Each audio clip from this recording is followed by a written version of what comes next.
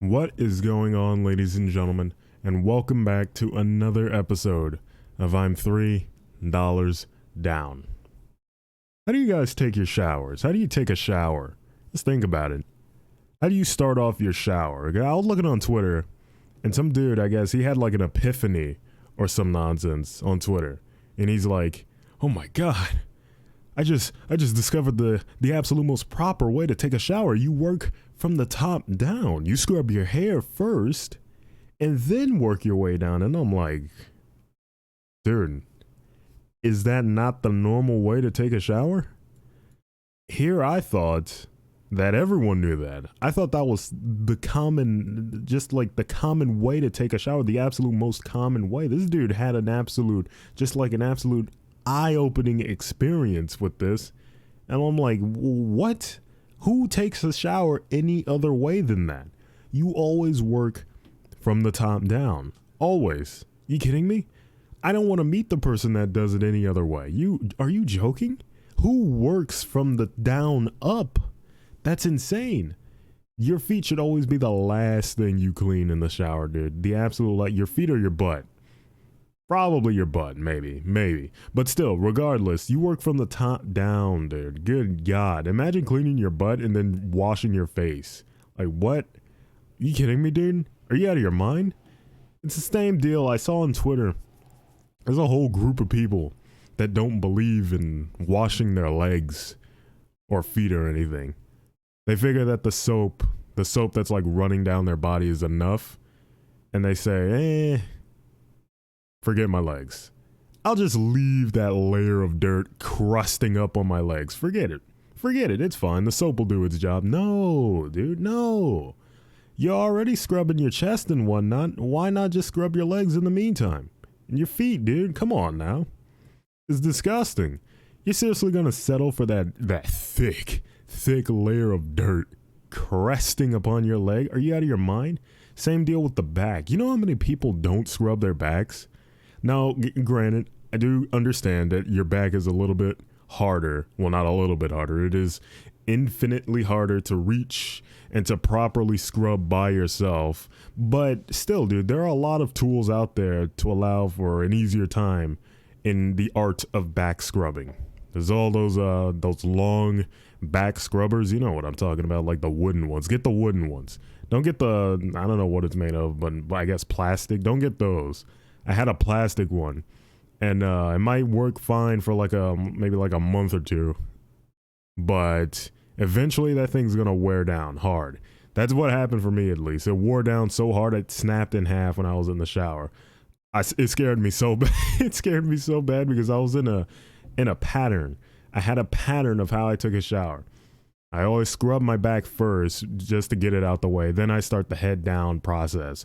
I scrub my back first. I'm scrubbing, just listening to music because I always have music blasting while I'm taking a shower.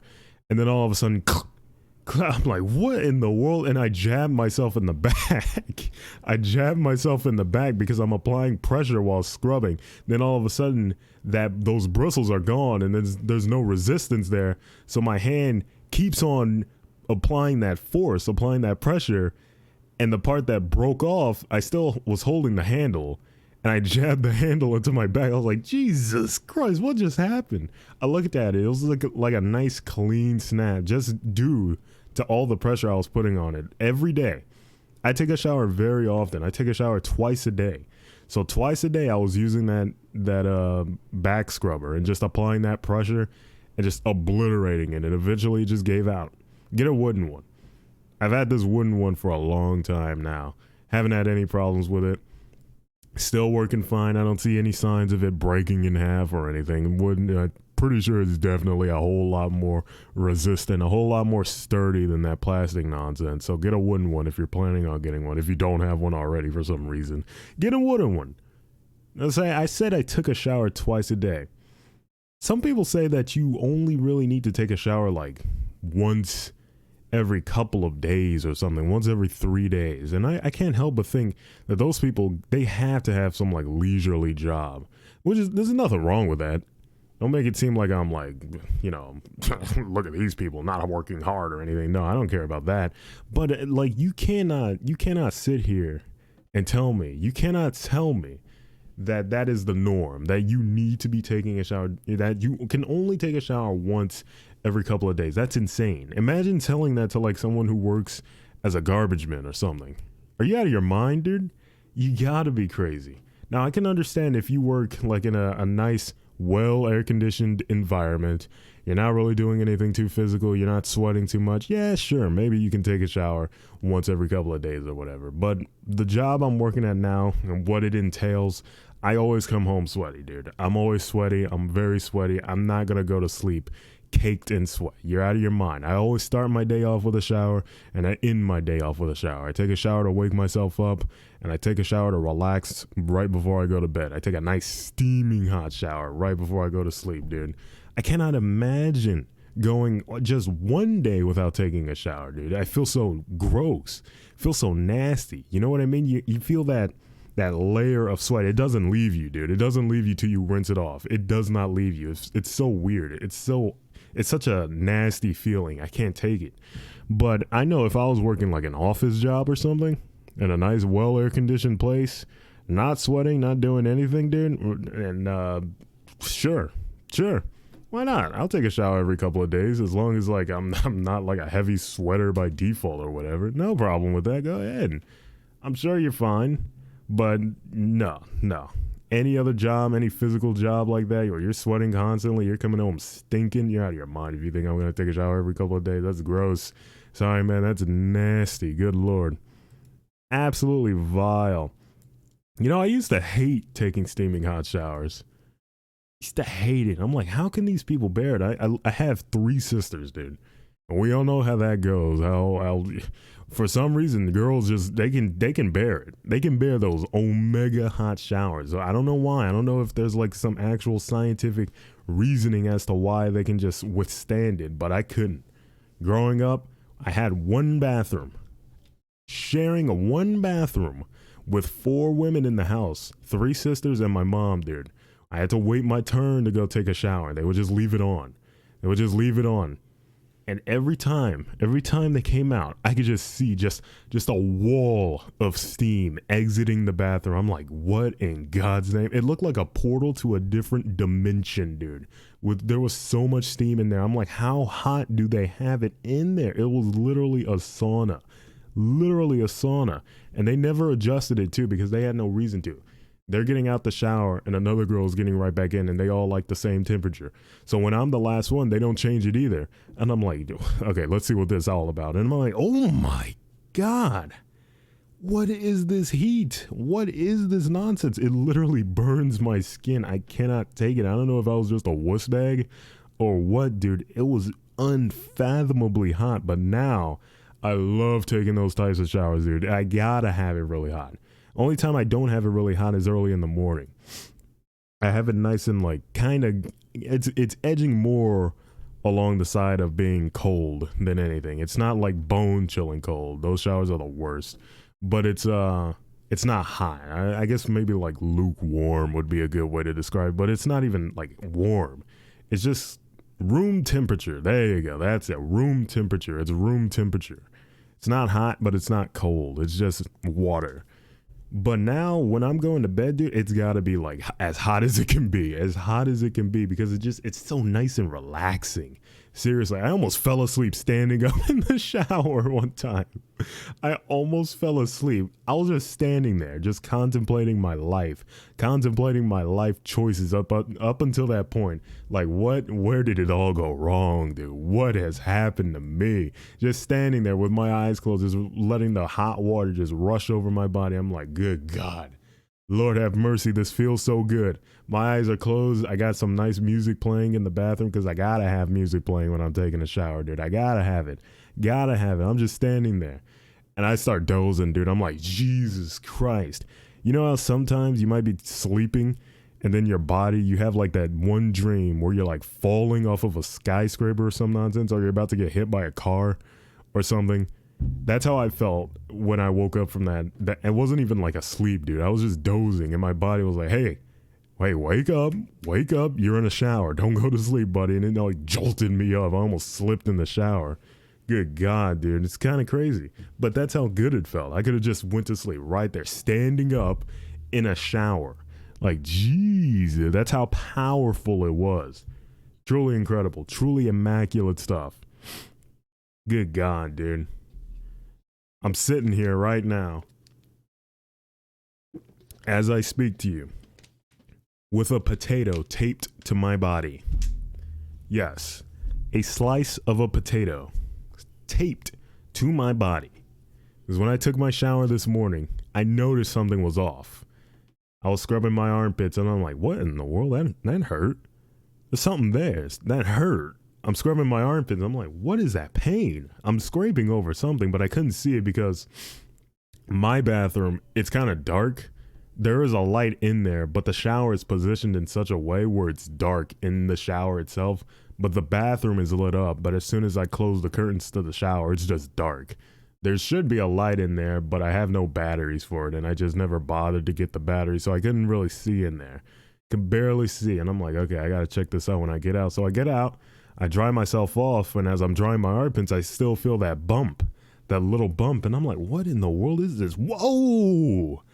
Good God, let me tell you, when I thought I was growing another head underneath my armpit, this is huge. I guess I let my mom look at it, and she said it's a boil. I have a boil growing underneath my arm. This thing is massive, dude.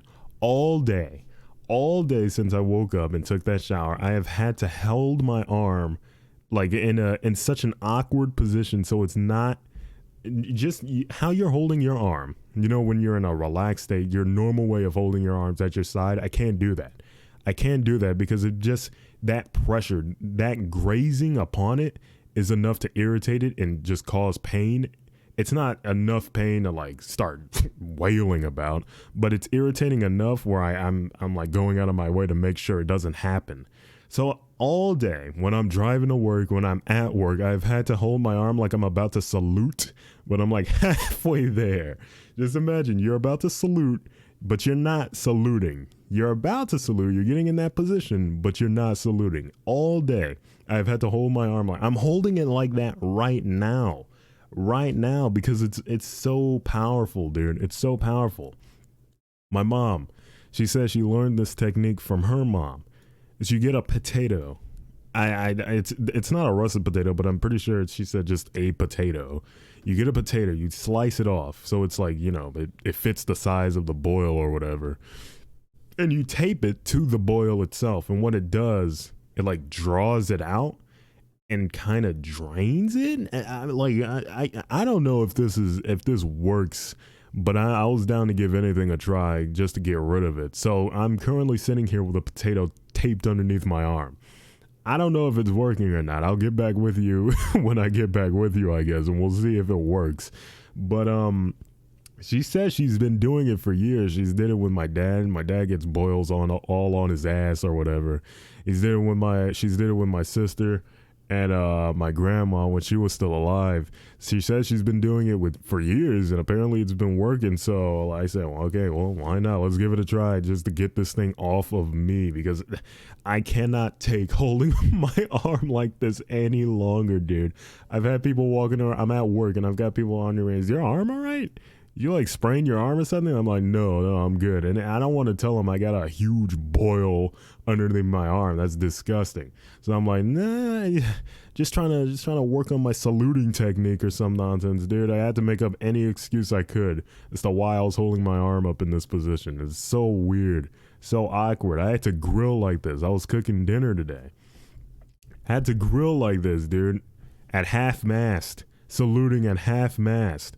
Speaking of grills, good God, dude, my dad and I, we get in the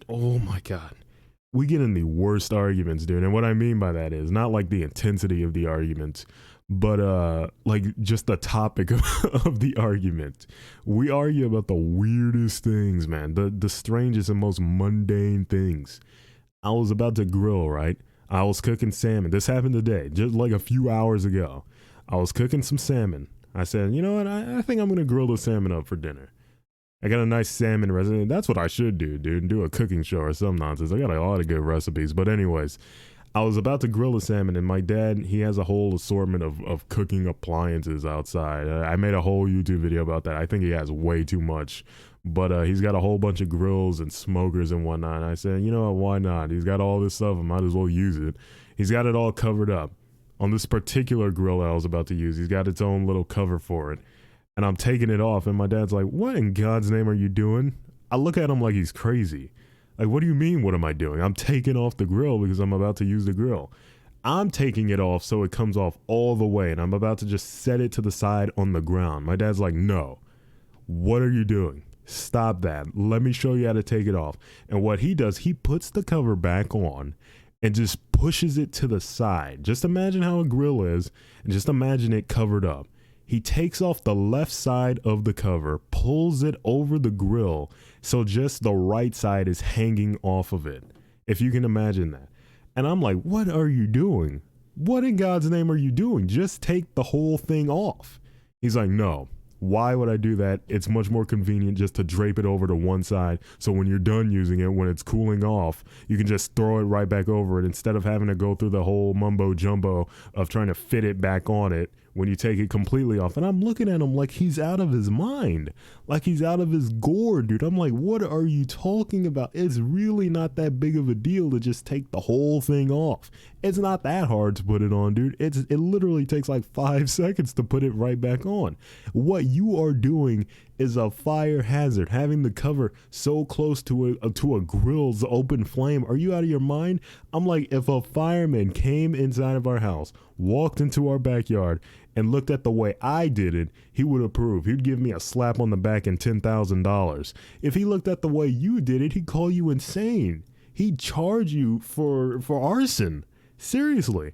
It's ridiculous. And we, dude, we went on and on about this for like 10 straight minutes. It delayed my cooking because I just couldn't. I couldn't cook. I had to make sure he saw the light and he saw the error of his ways. And I said, he still has not seen the error of his way. I said, fine, I will do it your way out of respect. Not because I think it's right, but because I respect you so much that I will oblige by your method of uncovering this grill. I got you, Pops. I do not think it's right. I still think you are in the wrong, but because I want to eat this food, I will oblige. So I just draped it over to the side, and I mean, it didn't catch on fire or anything, but that's not the point. It's not the point, dude. The whole thing is to make sure it doesn't happen. And there's no chance that this thing will catch on fire.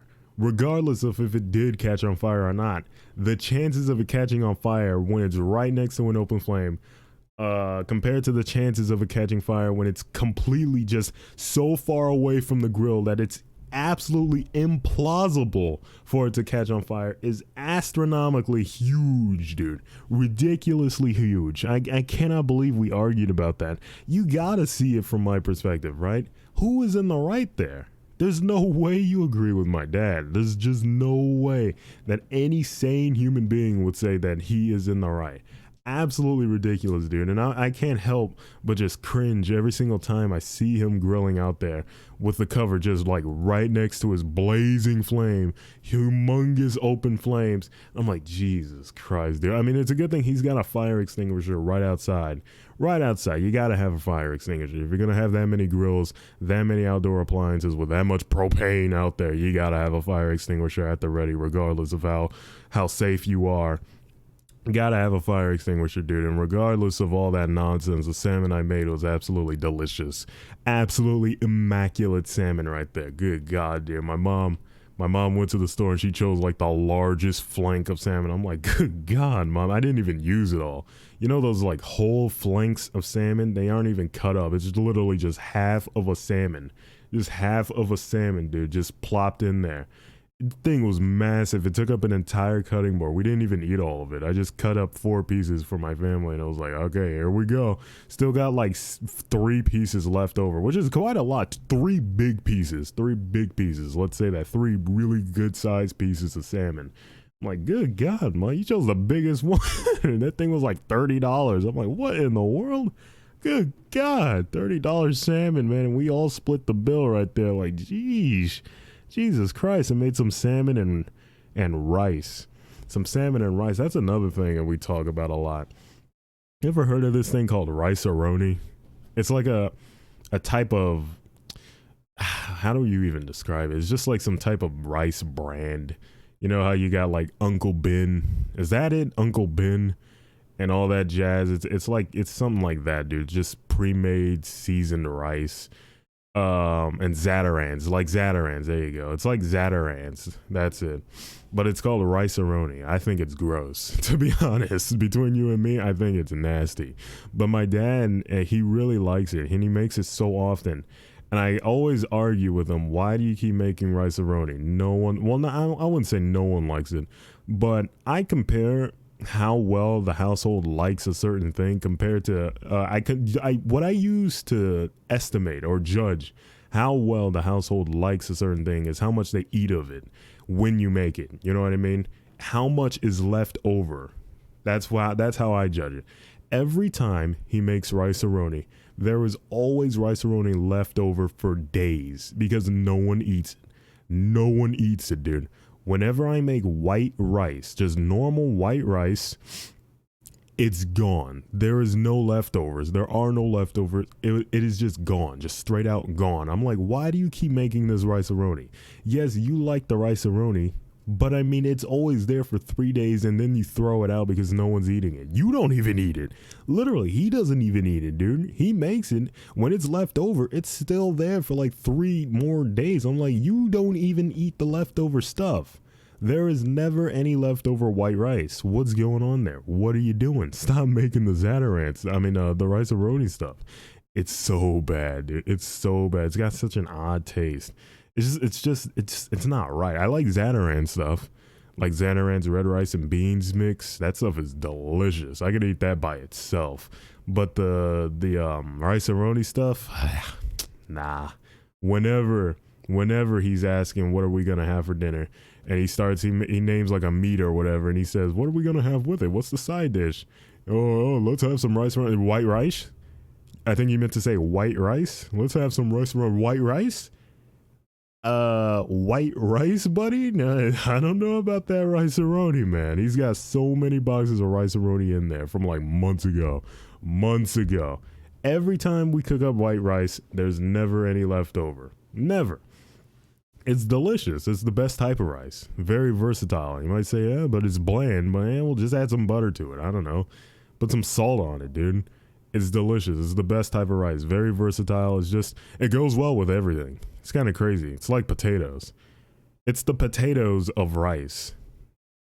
It goes well with like literally everything, dude. Well, not everything, but I mean, it goes well with a whole bunch of stuff. Some fried chicken, have some white rice with it. Grilled chicken, white rice. Pork chops, doesn't matter how you cook it. Get some white rice with it, dude. Good Lord. It's delicious. My God.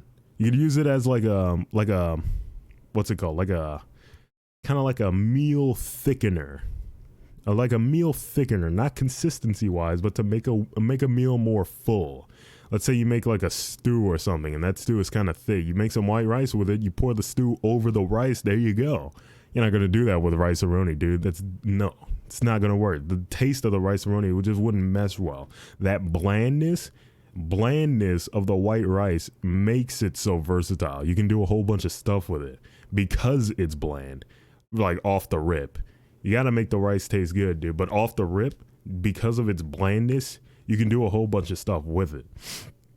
Good Lord. That's the power of white rice. I'm a white rice advocate. I think it's the best type of rice, and I like it a lot. I eat it arguably too much, to be honest. We just had some white rice today with the salmon.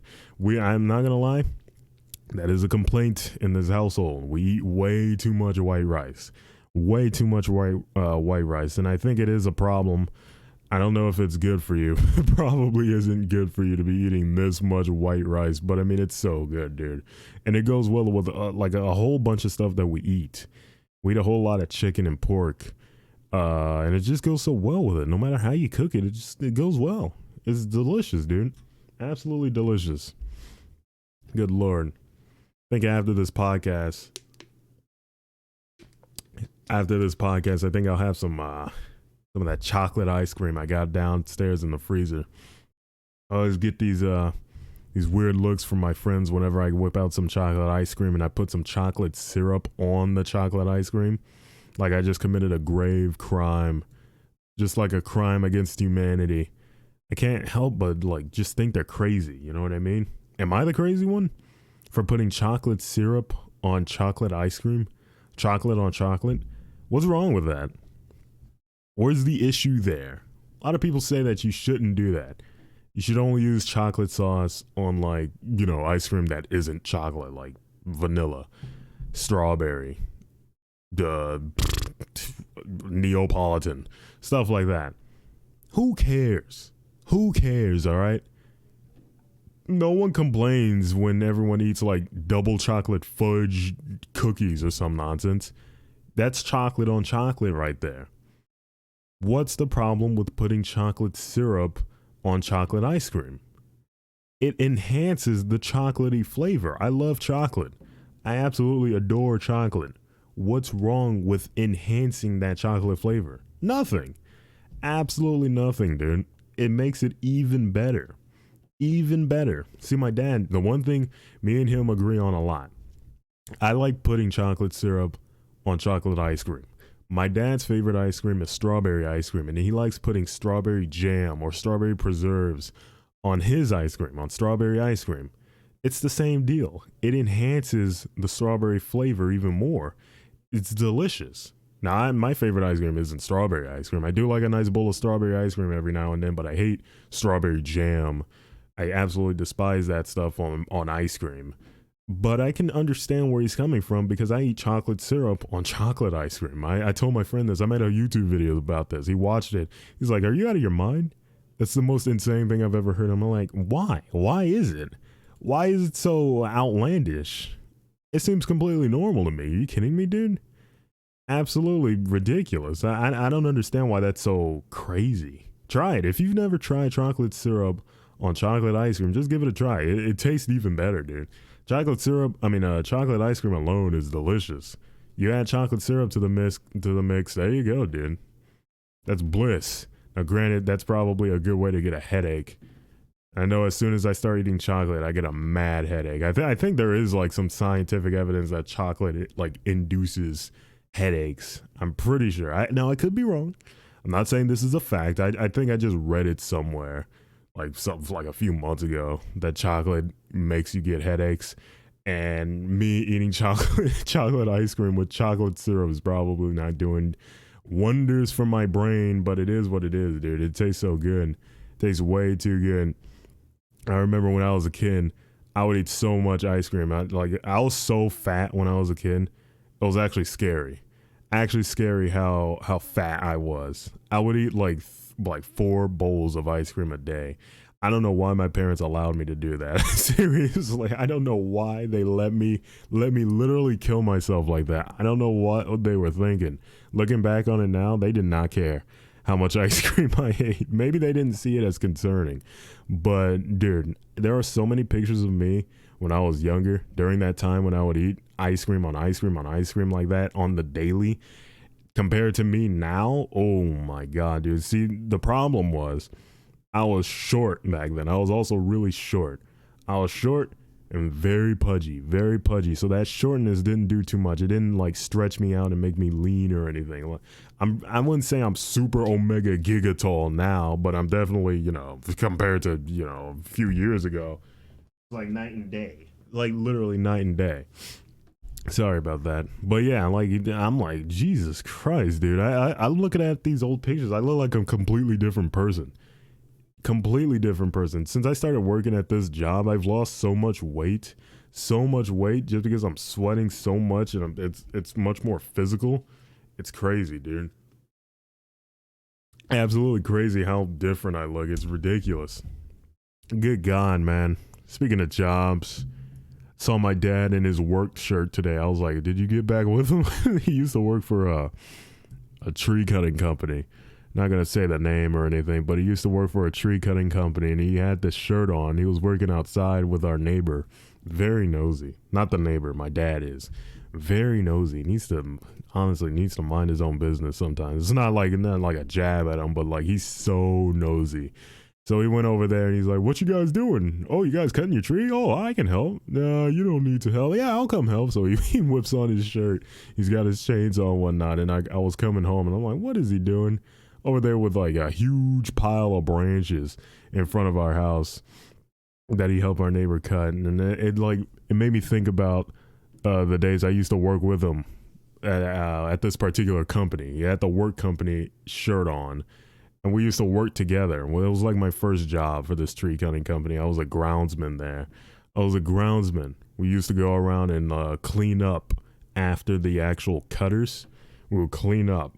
We would come by in this big grapple truck, this huge truck with a giant container behind it and a mechanical arm that you would control to use to pick up logs and whatnot and branches, whatever. You go around, pick all that stuff up, throw it in the container. We used to do that all the time. I remember we were on our way to a specific location, and this dude just cut out in front of us at a red light. He just cut out real quick. And granted, we are driving a truck, huge truck loaded to the brim with logs, dude. Logs, not just branches either, just like actual huge logs. We can't stop that fast. This dude pulls out right in front of us really quick. And my dad honks his horn at him, the air horn in the truck. He uses the air horn, the little thing he's got, the string at the top of the roof. He pulls on it. And he's so mad, so angry. He pulls so hard. He yanks the string out and the horn is still engaged. The horn was still engaged. So for the longest time, we were driving down the road with the air horn blaring, just blaring down the road. And the dude who cut out in front of us, he didn't even look behind us, but he had a sunroof and he stuck his middle finger out at us because he thought my dad was just lighting him up. He didn't mean to do it. He just wanted to like honk at him really quick just to like say, buddy, what are you doing? Come on now. Take it easy out there. He just wanted to do a quick to, let him know, okay, take it easy out there, buddy. But he pulled so hard and so quick, he locked it up. He pulled it out and locked it up. So remember, we're on a highway. We're on a highway, dude. We just got on the highway after this light. So we couldn't really stop to pull over what we could, but we wanted to get back onto a street. Because he just didn't want to be on the highway like that. We wanted to get on a residential street. So we were just going down the highway, just full blast, blaring this air horn. So many people, when we got back into like a residential area, so many people just looking at us like we have lost our minds. Like, what are these people doing?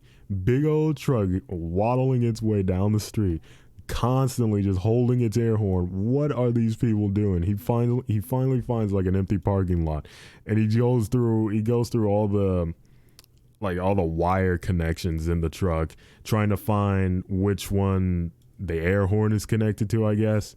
He couldn't find it. So he had to go up under the truck and disconnect the air, because listen, I'm no mechanic or whatever. I don't know what I'm talking about, but I'm just going by what I saw him doing and what he described. I'm no mechanic. I don't know the ins and outs, but I just know he did something with the air canister, the air tank underneath the truck. I guess he like turned it off, I guess. I don't know, but it made the air horn. It went like, and it stopped. But you need that tank for your brakes. You need it for your brakes. So he had to turn it back on. So he turned it back on, hoping that the air horn would stay off. Nope, he turned the air back on. So we were just trying to find any way we could to figure out how this air horn could just stay off. Just how can it stay off, dude? We couldn't figure it out until he finally found the connection. Like in the dashboard. It was in the dashboard, dude. A whole bunch of wires in the dashboard. He found which one the air horn was connected to and just unplugged it. And that's what kept it off. And for the longest time, that air horn did not work. We didn't have that air horn fixed for the longest time. We told the owner, hey, look, The air horn's jacked up. We messed it up. They didn't even care. They didn't even care. They're like, okay. And then they didn't fix it till like months and months and months later. I was like, oh God, good Lord, dude. What? It was so awkward. It was the most embarrassing thing. It was so weird. Especially that guy that flipped us off. I had never gotten flipped off before. I was like 16 at the time. I was like, whoa, my God, that kind of hurt, dude. That kind of hurt. Good Lord, flipped off by somebody. Whoa, there's so much power in that middle finger, dude. There's so much just raw strength just in that finger alone. It kind of shook me to my core. Like that was the first time I had ever gotten flipped off. And it wasn't even my fault, man. I'm like, God, oh man, that I still to this day, I could just be like randomly doing something, just doing any random thing. I could be sitting down taking a dump, and then all of a sudden I'll just remember that dude's finger, the middle finger. That stuff is traumatizing, man. I don't know. That finger holds a lot of power. Good Lord. But I think that does it for me on this episode of I'm $3 Down. Thank you very much for listening. If you enjoyed, please be sure to share this podcast wherever you frequently peruse, whatever social media you browse. Be sure to share this podcast with your friends, your family, whoever. Just do it. If you enjoyed it, if you did enjoy it, please be sure to be on the lookout for the next episode. Subscribe to my YouTube channel, youtube.com/BorealDevotee0. I'm going to start uploading these podcasts onto the YouTube channel as well, so we'll see how that goes. Thank you very much for listening, and I will see you all later. Well, maybe not see you, but you know what I mean. Goodbye.